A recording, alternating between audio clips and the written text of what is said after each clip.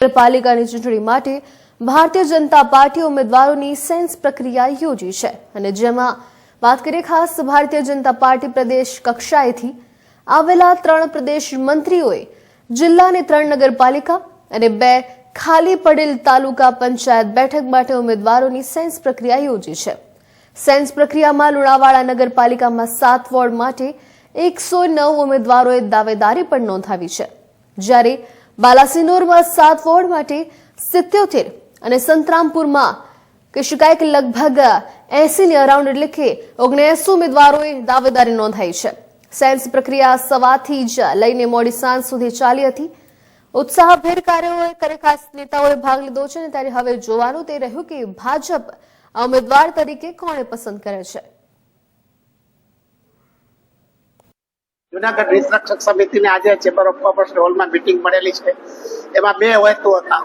એક તો આ ચૂંટણી કોર્પોરેશનની જાહેર થઈ છે ત્યારે કોર્પોરેશનની ચૂંટણીના અનુસંધાને હિતરક્ષક સમિતિનો સ્ટેન્ડ શું છે, અને બીજું કે જ્યારે ગુજરાત હાઈકોર્ટમાં હિતરક્ષક સમિતિ દ્વારા પિટિશન કરવામાં આવી હતી અને વોકડાના બધા જ બાંધકામો દૂર કરવાનો નામદાર ગુજરાત હાઈકોર્ટની ડિવિઝન બેન્ચે હુકમ કરેલો છે, એના અનુસંધાને પણ થોડી ચર્ચા કરવાની હતી।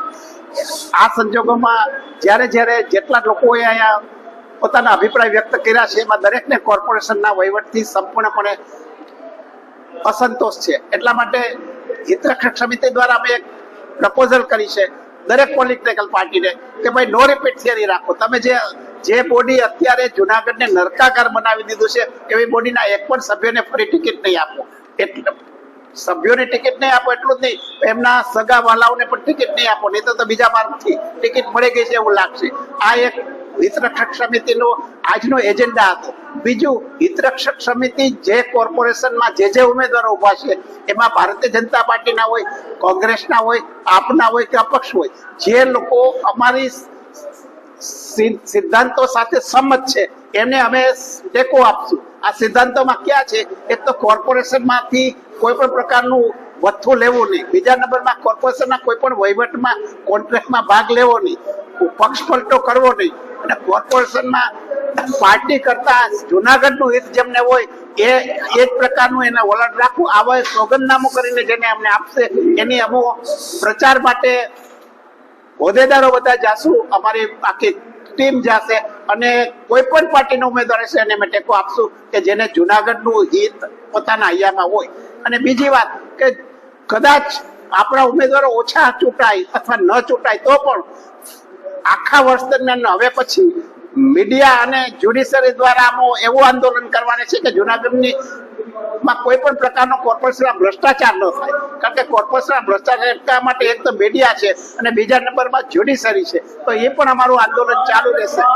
એક તો અમે વકડાના કાંઠે બાંધકામ છે એના માટે તો ગુજરાત હાઈકોર્ટમાં પિટિશન કરી હતી ને એમાં બહુ જ સારું ઓર્ડર કરેલો છે અને ગુજરાત હાઈકોર્ટે તો એમ કીધું છે કે 28 બાંધકામો તોડી પાડો અને બીજા બાંધકામો જે પિટિશનર કે છે અમે લોકો કહી છે કે જેની નોટિસ અપાયેલી નથી એના માટે પણ તમે રિપ્રેઝન્ટેશન કરો અને 2 મહિનામાં એનો નિકાલ કરી અને ગુજરાત હાઈકોર્ટને રિપોર્ટ કરવાનો છે। એટલે આપણે નિરાશ થવાની જરૂર નથી। કદાચ આપણા ઉમેદવારો ન પણ ચૂંટાય તો પણ જ્યુડિશરી અને મીડિયા મળીને આપણે એક સુંદર જુનાગઢ બને એના માટે પ્રયાસો કરવાના છે અને એમાં મને 100% વિશ્વાસ છે કે આપણે સફળ થશું। કિરીટભાઈ 56 સભ્યો હતા ભાજપના, પણ વચનો તો આપે, દરેક વખતે શપથ લે છે, વચનો આપે, સભા આપણે એક સોગંદનામું તૈયાર કરીને આપણે આપે એ આપણે જરૂરી છે, કારણ કે સોગંદનામું હોય એનો ભંગ થાય તો એ ફોજદારી કેસ થાય। એટલા માટે દરેક પાસે આપણે સોગંદનામું લેવું છે, તો કોઈનું વથ્થું લેવું નથી। મ્યુનિસિપાલિટી સાથેના કોઈ કોન્ટ્રાક્ટ, કારણ કે આપણે જોયું છે કે રસ્તાના મોટા ભાગના કોન્ટ્રાક્ટ છે એમાં કોર્પોરેટરનો હિસ્સો હોય છે, કોર્પોરેટરનો ભાગ હોય છે, કે પોતે જ કોન્ટ્રાક્ટર હોય છે। એટલે આવા કોઈ પણ કોન્ટ્રાક્ટમાં ભાગ ન લે, કોઈ પણ પક્ષપલટોને વથ્થું લે નહીં, અને પાર્ટીના હિત કરતા જુનાગઢનું હિત મોટું છે એવા જ્યારે પ્રશ્ન આવે ત્યારે જુનાગઢનું હિત એના એ હોય